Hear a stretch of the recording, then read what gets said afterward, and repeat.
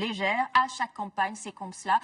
On repense au manger des pommes de Jacques Chirac. Bonjour Sylvie Brunel. Bonjour. Vous avez enquêté, vous, sur ce sujet, sur les bienfaits de ce fruit.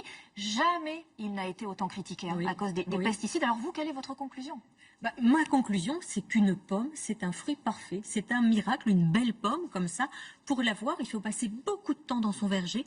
Derrière chaque pomme, il y a des histoires d'hommes, des histoires d'arboriculteurs passionnés. Que ce soit les pommes anciennes ou les pommes nouvelles. Une pomme, ça met 8 mois pour pousser.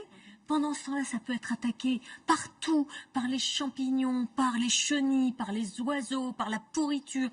Et en fait, l'arboriculteur, il est obligé d'intervenir dans son verger pour obtenir cette belle pomme que nous sommes heureux de trouver. Mais quand on voit toutes les études, tous les contrôles qui montrent que la pomme est le fruit qui contient le plus de pesticides, c'est quand même pas de la fiction, ça. Alors, les études montrent qu'il y a dans les pommes des résidus vraiment de façon infinitésimale, très en dessous des limites autorisées. Et si nous analysons nos cheveux, notre peau, nous allons trouver aussi, si on cherche, des produits. Pourquoi ?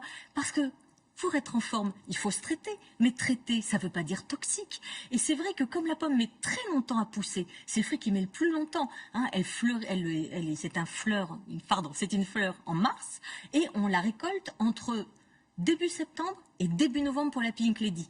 Donc pendant tout ce temps-là, il faut pouvoir intervenir. Mais ça ne veut pas dire utiliser des produits toxiques. Ça veut dire du talc s'il fait trop chaud, vaporiser de l'eau s'il y a du gel. Donc moi je dis non, la pomme est saine. Et vous voyez, vous venez de faire un sujet sur le problème de la maigreur.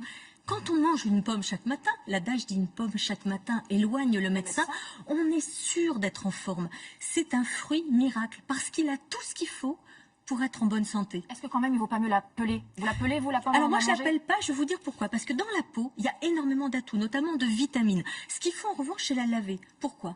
Pas dans la station fruitière. Dans la station fruitière, les pommes sont calibrées avec de l'eau. On dirait des poissons rouges, vous savez, elles flottent. Je vois très bien les images. En revanche, quand on l'achète, parfois il y a des gens qui l'ont tripotée avant nous.